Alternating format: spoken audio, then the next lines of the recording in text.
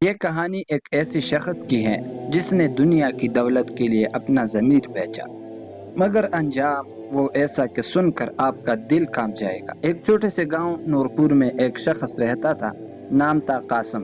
قاسم غریب تو تھا مگر دل کا برا نہیں تھا۔ روزی روٹی مشکل سے چلتی مگر کبھی کسی کا حق نہ مارتا۔ مگر ایک دن تقدیر نے ایک ایسا موڑ لیا جس نے قاسم کو لالچ کے اندھیرے میں دھکیل دیا۔ پہلا موڑ، خزانے کا راز۔ ایک شام قاسم کو کھیت میں ایک پرانی مٹی ہانڈی ملی۔ اس میں ایک پرچہ تھا، زمین کے نیچے سونا دفن ہے، لیکن اسے نکالنے والا خود دفن ہو جائے گا اگر نیت صاف نہ ہو۔ قاسم نے یہ پڑھا اور لمحہ بھر کو ہنسا۔ یہ سب باتیں ڈرانے کے لیے ہوتی ہیں۔ اس کے آنکھوں میں چمکتی سونے کی چمک۔ لالچ کا سفر شروع۔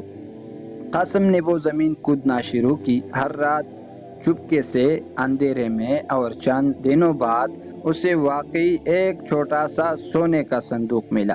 اب قاسم کے دن بدل گئے، کپڑے، کھانے، عزت، سب کچھ بدل گیا، مگر اس کے اندر کچھ اور بھی بدل رہا تھا۔ ضمیر کی آواز دب رہی تھی۔ نیا قاسم وہ اب خود غرض ہو گیا تھا۔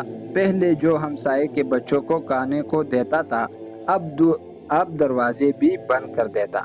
پہلے جو ماں باپ کے قدموں میں بیٹھتا تھا اب انہیں نصیحت کرتا۔ اسے لگتا سونا ہی سب کچھ ہے۔ انجام کی شروعات۔ ایک رات قاسم نے خواب میں ایک بوڑھا دیکھا، بال سفید، ہاتھ میں ترازو، آنکھوں میں آگ۔ بوڑھا بولا، تو نے سونا لیا مگر ایمان کھو دیا۔ جو لالچ میں ڈوبا وہ کبھی اوپر نہیں آیا۔ قاسم ہڑبڑا کر اٹھا، پسینہ پسینہ، مگر اس نے اسے بھی ایک ڈراونا خواب سمجھ کر نظر انداز کر دیا۔ انتقامی قدرت۔ کچھ دن بعد قاسم بیمار ہو گیا، عجیب بیماری جس کی دوا نہ تھی۔ درد تھا مگر تشخیص نہ ہوئی۔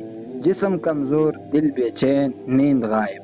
پھر وہی زمین جس سے سونا نکلا تھا اچانک دھنسنے لگی۔ قاسم نے اس پر قدم رکھا تو نیچے گر گیا۔ لوگ دوڑے مگر کچھ نہ ملا۔ زمین جیسے خاموشی سے اپنا قرض واپس لے چکی تھی۔ آخری پیغام۔ ویڈیو کے اختتام پر، دنیا کا مال اگر ضمیر بیچ کر آئے تو وہ مال نہیں، زہر ہوتا ہے۔ قاسم کی طرح نہ بنے۔ لالچ انسان کو انسان نہیں رہنے دیتا۔ اگر ویڈیو پسند آئی ہو تو دوستوں کے ساتھ ضرور شیئر کرنا اور لائک، سبسکرائب ضرور کرنا۔ والسلام۔